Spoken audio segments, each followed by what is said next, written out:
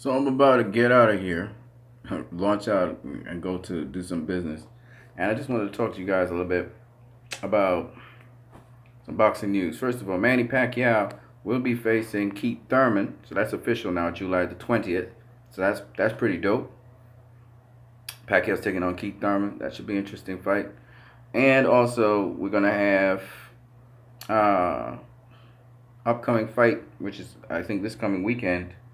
Um, we have Ron Visai versus Juan Estrada. That's going to be a great fight. It's going to be a great fight.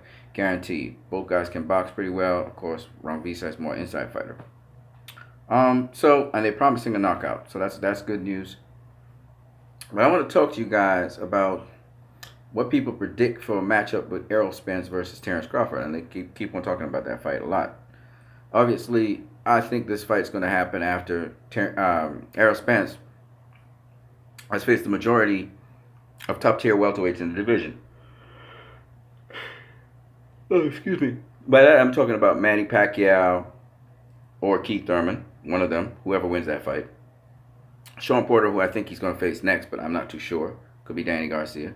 And Danny Garcia. So those welterweights out there, I think, who Errol Spence has left.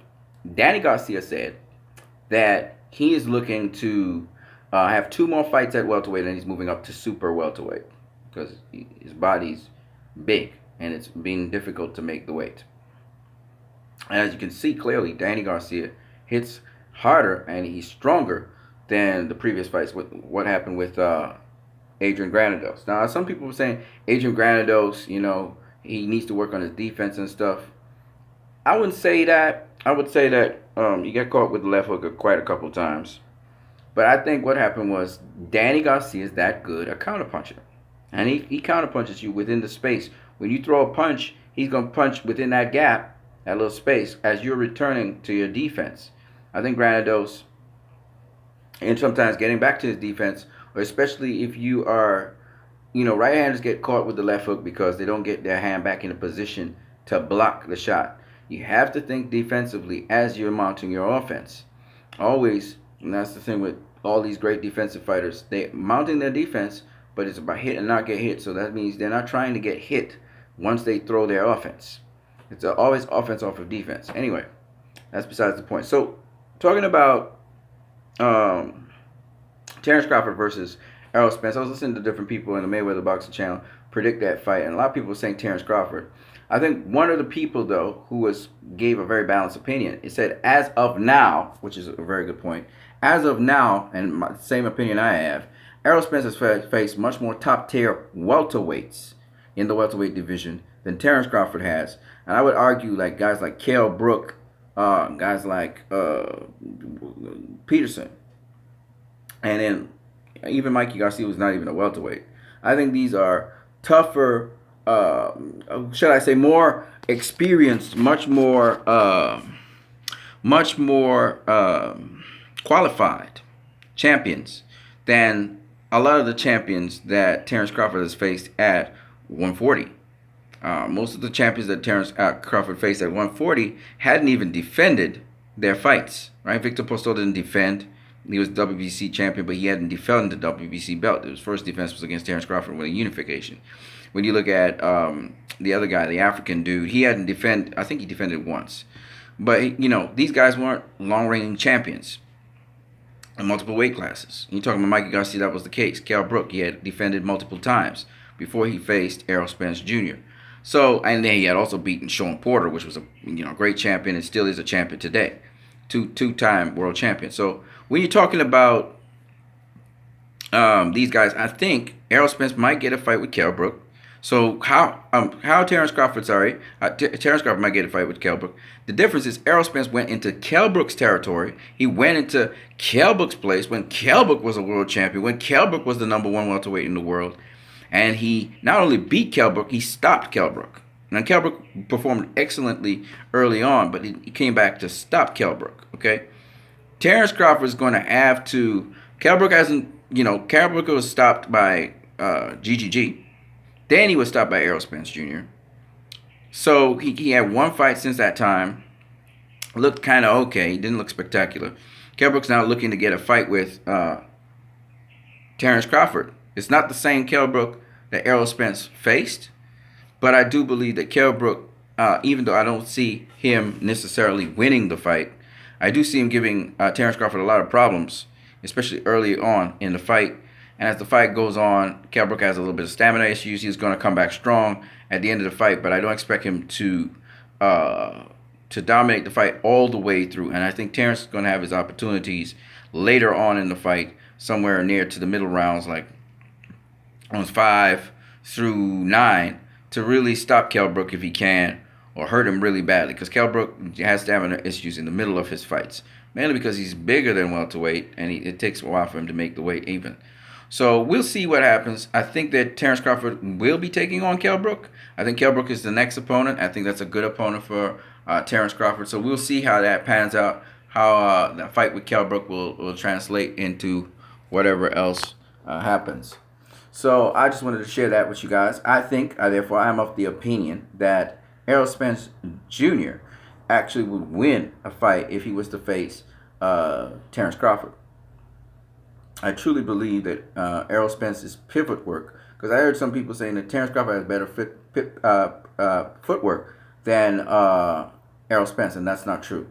Terrence Crawford, he generally circles you, but then he goes with an in and out style. He'll come in, he even does a little jig before he goes in and out. He jumps back and forth, and then he settles down and he comes at you. Errol Spence doesn't do any of that. Errol Spence is a cat. If you look at Errol Spence change levels, he gets very, very low, something Terrence Crawford does not do very well. And so there's a number of different things I could tell you about with Errol Spence Jr. that are subtle things, including Errol Spence also goes southpaw when he wants to and will fight you southpaw. Errol Spence can also do both. He can switch hit. So there's a lot of things Errol Spence brings to the table. And what he demonstrated fighting Mikey Garcia, for example, showed me just how much stuff Errol Spence can do. And I just don't think that this is a straight-up fight in which people think Terrence Crawford is the more skilled fighter. I don't know. Errol Spence hasn't shown us his full deck yet, so I wouldn't write off Errol Spence like that. I did it once with Mikey Garcia, where I thought that Mikey Garcia, I knew he wasn't going to win, but no, I didn't. I favored Errol Spence to win the fight, but the way in which Errol Spence outboxed Mikey Garcia, that is keeping him at the range Errol Spence could get him at, and he couldn't get Errol Spence at, showed me the IQ of Errol Spence and outboxing Mikey Garcia in that respect. And if you could do that with a smaller fighter who's supposedly supposed to be quicker than him, faster than him, he's going to do it to Terrence Crawford. I think Terrence Crawford and Mikey Garcia are around about the same size. I think that Terrence Crawford and Mikey Garcia have around about, I think Terrence Crawford may have a higher boxing IQ than Mikey, but Mikey has a very good boxing IQ. Terrence Crawford's a little bit longer, a little bit taller. But I'm not going against Errol. If they fight now, or if they fight in the next fight, Errol's gonna get him. Now he's not gonna stop him. He's not gonna stop Terrence. Terrence has good defense, but he definitely is gonna beat him.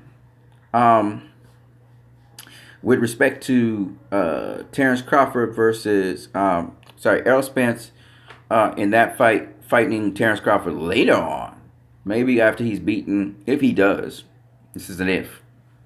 If he beats all the welterweights out there, and he has just one more fight, which is against Terrence Crawford for unification, to become undisputed world champion, I think that's going to be different, because Terrence Crawford would have acclimatized to welterweight. Hopefully, would have had some more premier welterweights that he had faced. Kell Brook will be one of them. Hopefully, he can get some top-tier welterweights to face, which maybe a Danny Garcia would be great. If you could get a Danny Garcia to face him, because I do think Terrence Crawford versus Danny Garcia is a good matchup, a good fight to have. I don't know if they can make that happen, but that's a fight they really should try and press for it to make happen. But if you're talking about Terrence Crawford versus Errol Spence, now Errol Spence is going to beat him. If you talk about Terrence Crawford versus Errol Spence down the road, I can't tell you who's going to win. I got to just watch and see if these guys continue to win and win and win, and what happens to them after that. All right? So that's all I got to say for now. There's a lot more going on in boxing, actually. It seems as though Anthony Joshua may it was a big may face his next opponent, may be not Louis King Kong Ortiz, but Probably, I forgot what his name is. So we'll see. We'll see what happens. They're still fishing for things. I forgot what the guy's name is. Maybe you guys can leave the guy's name in the chat section. I almost forgot. Steve Rolls, I think is his name, is facing Gennady Golovkin. Again, a matchup that is just lame. It's a lame matchup. Gennady Golovkin actually wanted to face Brian Adams, who's going to be facing Jamal Charlo, sorry. Again, both I think are soft touches. If Gennady Golovkin was going up in weight to fight a super middleweight, I let it slide. But everybody's giving Canelo flack for facing a super middleweight champion at that.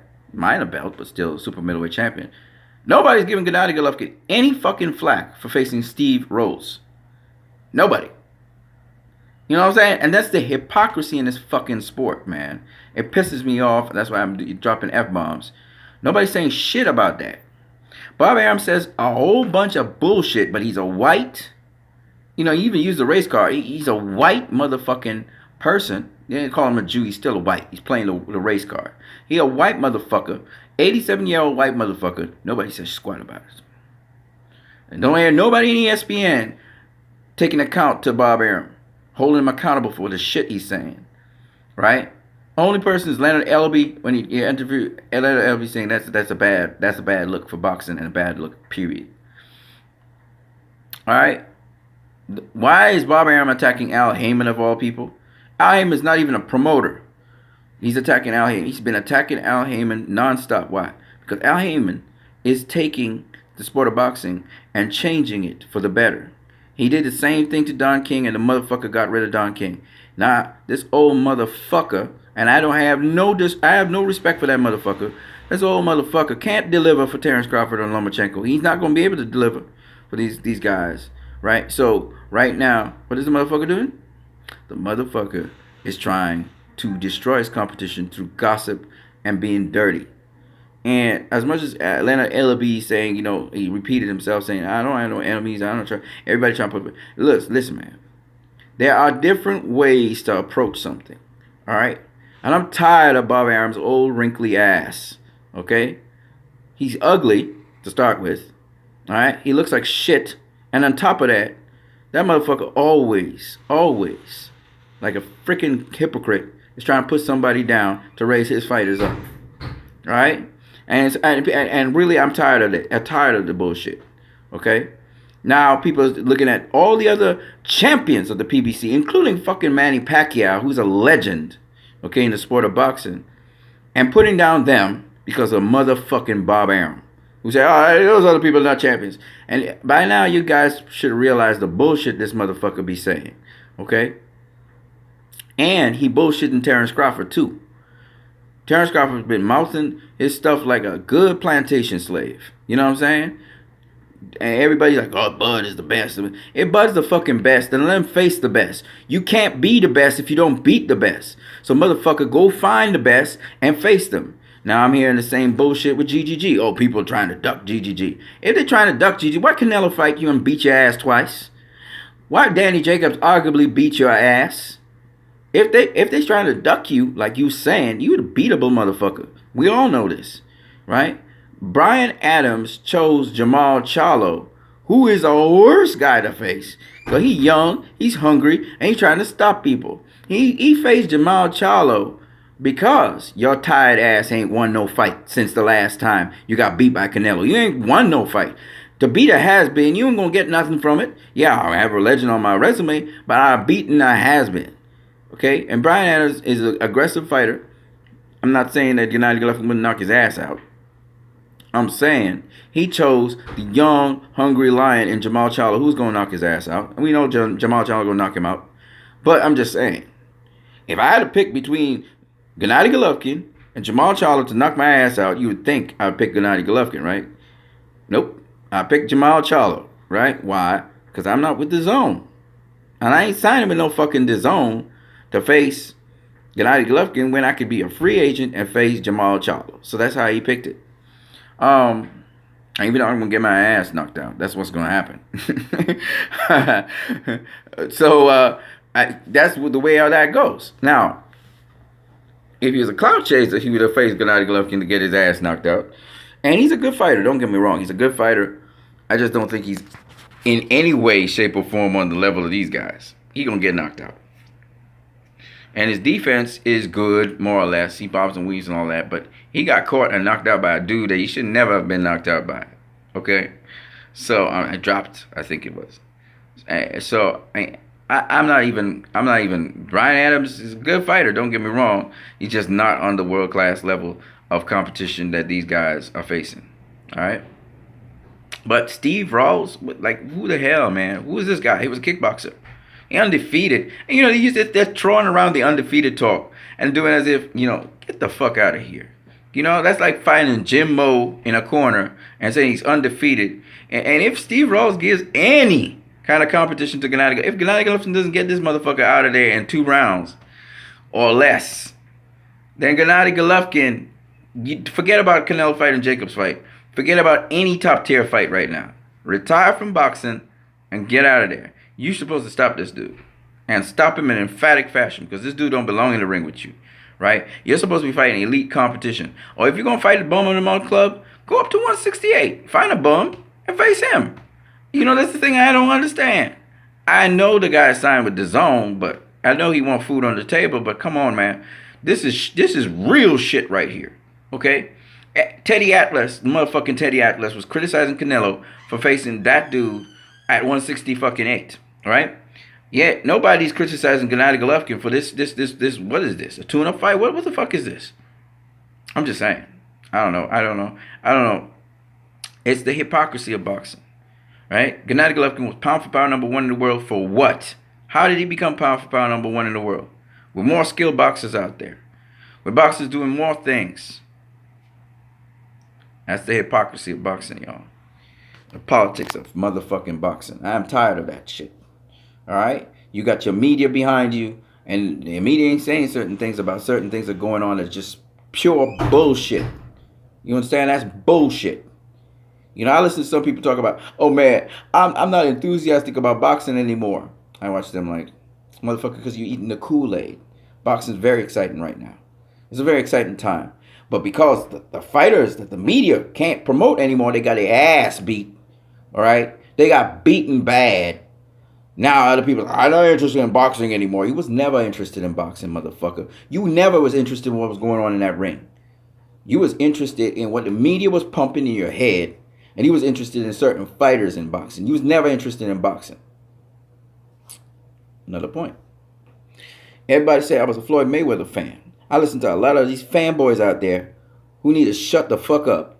Talking about I was a Floyd Mayweather. Well, Floyd Mayweather's retired. Why am I still talking about all these different boxing fights? If Floyd Mayweather, I don't even talk much about Floyd Mayweather, do I? Why? Because I'm really interested in the sport of fucking boxing.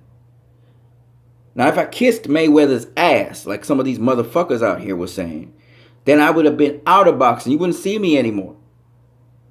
But I'm here, talking boxing with you guys. So, I talk about boxing because I'm no great boxing guru. I'm no teacher of boxing. I'm now learning how to move in boxing. But I appreciate the sport.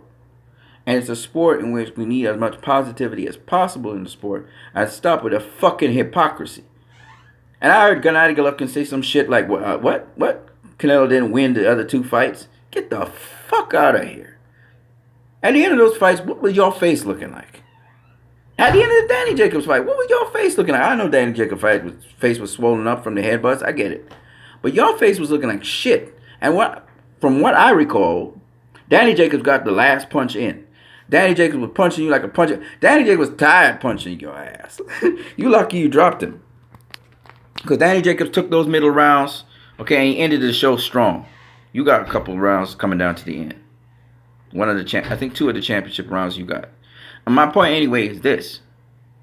It was a close fight. I'm not going to say no. Mainly because Danny Jacobs made it a close fight. If he didn't make that mistake when he was switch hitting and get his ass dropped, this would not even be a question. He would have won the fight. But listen to the fucking hypocrisy here, okay?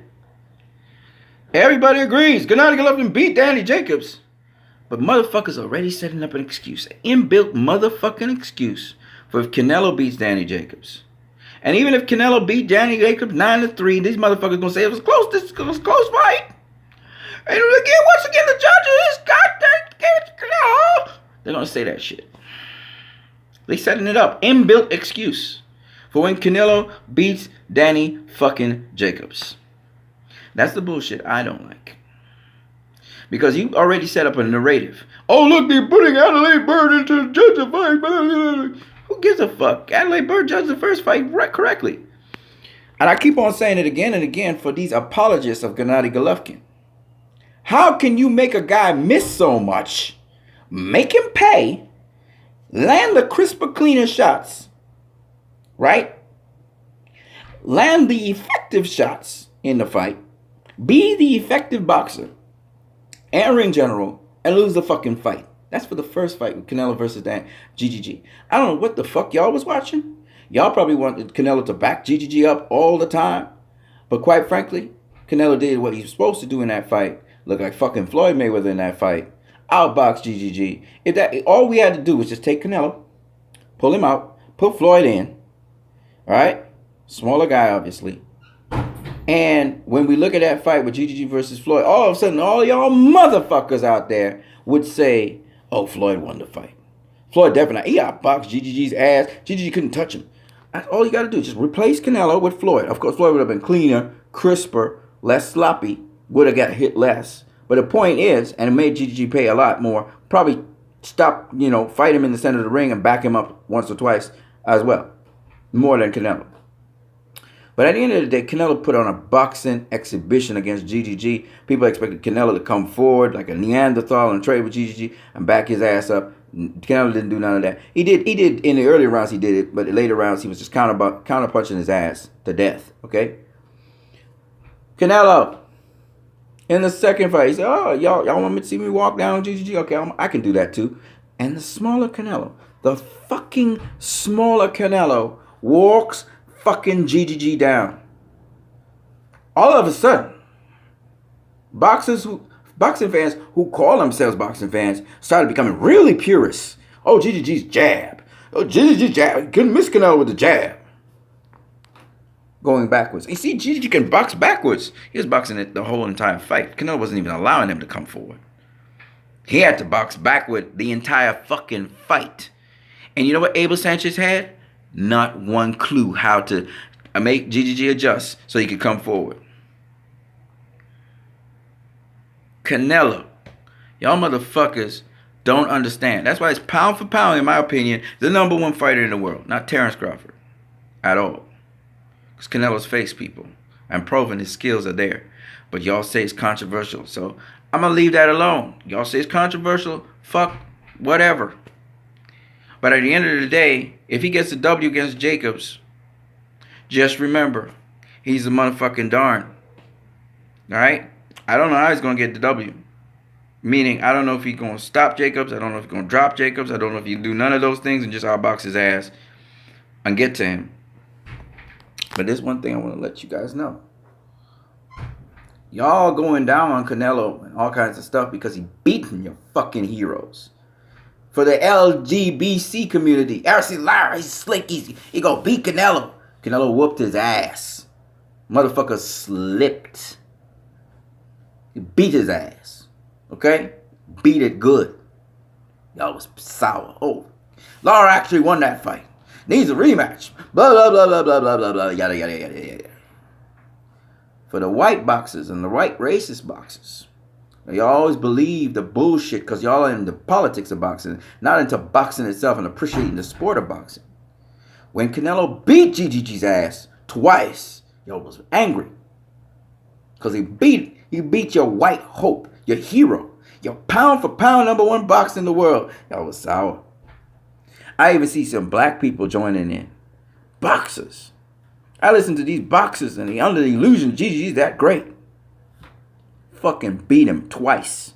And watch out GGG's face. That wasn't no headbutt. That was punches. Not to mention the punches to the body. Y'all talking about jab. The fucking jab was supposed to keep Canelo off of GGG, back him up, and stop his ass. Never happened. I heard you guys talk about Gigi has a phenomenal jab. Apparently that jab did not do its job. Get the fuck out of here with y'all bullshit talk. This is boxing, not propaganda. Fuck HBO when they started to say all that bullshit with Jim Lampley. Max Kellerman going along with them. Fuck Max Kellerman too. If Max Kellerman, let me put it this way. Max Kellerman knows better. He knows fucking boxing.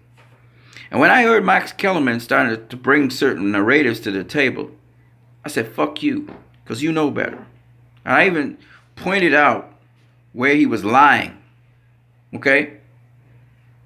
So, I don't like people with agendas and bullshit agendas. You come, you talk boxing. Don't talk to me about no politics. Fuck politics. Manny Pacquiao, 5 years ago, it would have been a different story if it's fuck you. You're going with a fucking narrative. He'd get his ass beat. He might have even got stopped or dropped. Because he was too reckless. His defense was open for shots. Pacquiao's a guy who used to take shots and give. You can't take it on the nugget a certain way. You're going to go down. I don't care who you are. You're going to go down. Floyd would have mopped the floor with that motherfucker 5 years ago. You know what I'm saying? Stop with the bullshit. In his prime, he would have been, fuck you. Most boxers, when they build reputation and they're really at the top of the sport, are not even in their physical prime. So what bullshit are you talking about? Besides that, it's about 90% mental, 10% physical. So what, 10% is going to hold me up? Get the fuck out of here. Boxing's always been a mental sport. Always.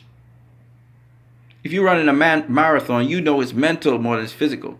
The hot sun's on you and stuff. You got to mentally get yourself in a certain place.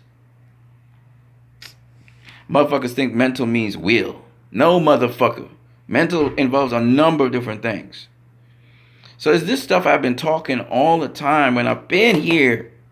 Now, for those of you serious about fucking boxing, I want you to go to this channel. Eric Bradley's Master Fucking Boxing. Go there. Learn some fucking boxing. Sign up. Get some appreciation for the sport. I got another person you can check out, Mike Rashid.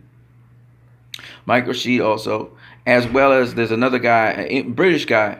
He's very specific with links and stuff. Check him out. Don't forget to check out also my sister. You can just go through my subscription list. And you'll see all the different channels you can go to where you can learn motherfucking boxing. It's boxing. It's boxing. Don't tell me about fighting. It's a boxing. Learn. Learn. Okay? All you partisan people and fanboys. Stop it. Get off your fucking couch. Stop being a couch potato. Go exercise. Take care of your body. I got bigger. I'm a little bit stronger too. And I'm getting more defined. I'm glad about that. Come on, guys. Learn some boxing, man. Learn some boxing. You guys, I'm not an authority on boxing, but god damn it, man. Some of the shit I hear really intelligent people saying about boxing, I don't get it. I don't get it. You know, if your opinion, if you think that, for example, Terrence Crawford is the second coming right now, I don't think so. I think the opponents he's gotten were ones which were good. Like Felix Diaz was a good opponent. Very good opponent. Did a good fight against Lamont Peterson. All right? Victor Postol was a good fighter.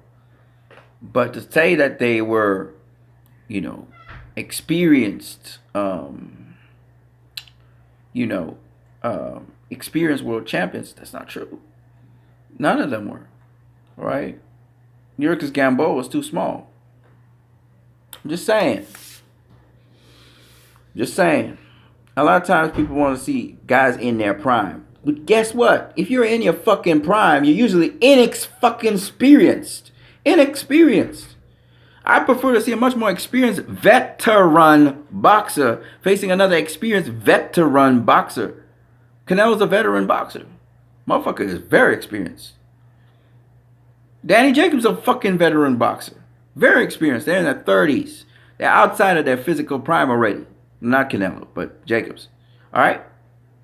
And my point is, all there, almost to the end of it, right? My point anyway is this, that so what? Jacob got a loss, Canelo got a loss. Jacob got 2 losses, I think. So what? That's the best fight possible. Because the IQ, the skill, the intelligence, the experience is all there. You understand what I'm saying? So in this prime bullshit, which I'm tired of hearing, Thomas the Hit Man Hearns. I'll give you a perfect example of what I'm talking about. Sugar Ray Leonard beat Thomas the Hit Man Hearns. Well, both of them was supposedly in their primes, right? They were young. When Thomas the Hitman Hearns, who got a heap of experience, rematched Sugar Ray Leonard at super middleweight, Hearns beat his ass. He beat his ass. He beat his ass. Sugar Ray Leonard even admitted that Hearns beat him. Why? Because he accumulated experience. They were both veteran boxers at the time. But you motherfuckers keep on emphasizing on physical attributes and fucking checker skills. How fast they are.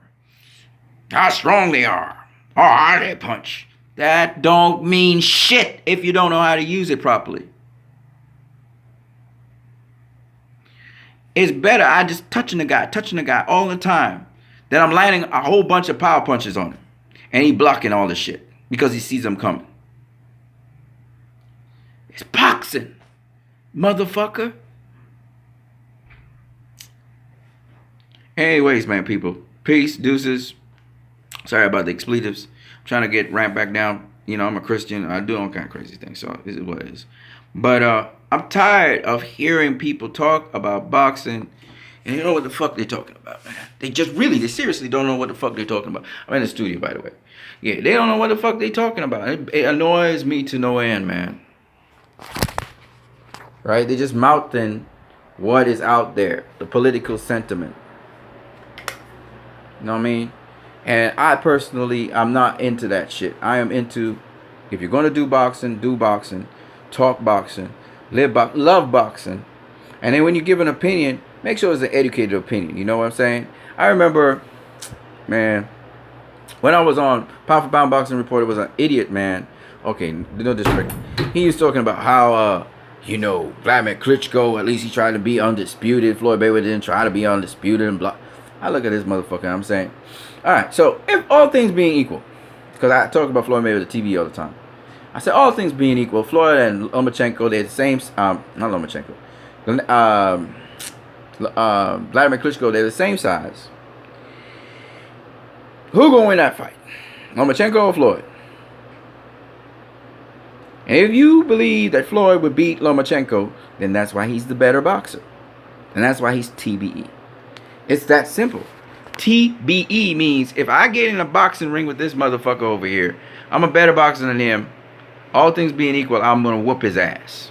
It's not pound. It's kind of like pound for pound in a way, but not really. All right. That's all TBE means. It's all about boxing. I'm not talking about how much money he made and all that shit. I don't care about that. The other point I want to make is this. I heard Leonard Elby talking about how Lomachenko made comments about Floyd Mayweather, and he thought it was disrespectful. I personally don't think that it's disrespectful. Lomachenko can say whatever he wants because he's accomplished so much in the sport of boxing that he can say whatever the fuck he wants. All right? That's like how Clarissa Shields said some shit. Now, if she want to back that shit up, we would love to see it. But she's just talking shit. She just trash talking, basically. She's talking shit. She was shit talking. All right? I don't know if it's something she believed in her heart. Maybe she did. But she was just shit talking at the time. And it's okay to shit talk because she's qualified to say anything she wants to say out of her mouth because she has backed it up the other times before. I just don't think she can back up that shit with Keith Thurman and Sean Porter. I think Sean Porter would murk her ass. She's big, she's strong, she's a woman. She might beat Sean Porter a bit, but Sean Porter could take a punch. Sean Porter keep coming, and Sean Porter's a lot more accurate. And he'd drop her ass. I think he'd destroy her. Keith Thurman, Keith Thurman, boy. Clarissa, she's got to understand, these guys walk around at 160 something, 150 something. They not small. She didn't say nothing about Errol Spence. She said she couldn't bully Errol Spence. So if you couldn't bully Errol, who's a welterweight, how you bullying Sean? How you bullying Keith? You just talking. How you bullying Gennady Golovkin? This is man strength them guys got. You know, you can get your ass badly beaten because you ain't got no head protection. You ain't wearing 16-ounce gloves. Nah, that's brutality, man. That's murder. Murder by permission. It's a brutal sport. She's gonna get beat real bad. But, you know, she's free to say whatever she wants to say because, you know, again, I have respect for her. She's done it. She's undisputed middleweight champion of the world. And she's a badass. And she bullies everybody. Okay? She used a little bit of boxing, but she bullies everybody. And she got some skill. You know what I'm saying? I can't say anything. She's proven that she could beat women. So why not? And I'm not saying she wouldn't beat a lot of men out there. She beat my ass for sure. You know, and I'm bigger than her. I'm like 175, 5'10". I'm big. You know, she beat my ass bad. I can tell you that one time. I can't beat her. I can't beat her. I know that. Been you just boxing your whole life? Hell no. I mean, I'm not even trying until I get my punches together and I can actually handle my stories in a full way. I would never say that. And she a world champion too, motherfucker, multiple times. So yeah, Clarissa Shields, she is big, strong middleweight. She ain't beating Andre Ward. She's not beating. I know she picked on guys, you know, around her weight class or smaller. She ain't beating the Charlo brothers. Jarrett Hurd would murk her ass, and I mean destroy her. You know, and Jarrett Hurd is a 154 pounder, a big 154 pounder. They're just certain fighters that Clarissa Shields just can't beat. I don't think she can beat on any given day, unless she can really, really box and move around the ring. She ain't beating them guys. You know. Alright guys, so I'm out of here. I just wanted to do this video. Comment, subscribe. Don't forget you can donate to this channel. Donate via Western Union MoneyGram. Ask me for the details and I can send them to you so you can send the money to me. I hope you guys enjoyed this boxing talk once again. I'm going to try and do a live one tonight. Maybe tonight. I know there's pound for pound boxing report as well. So I'm going to try and do a live one tonight. Look out for it. You guys have a good one.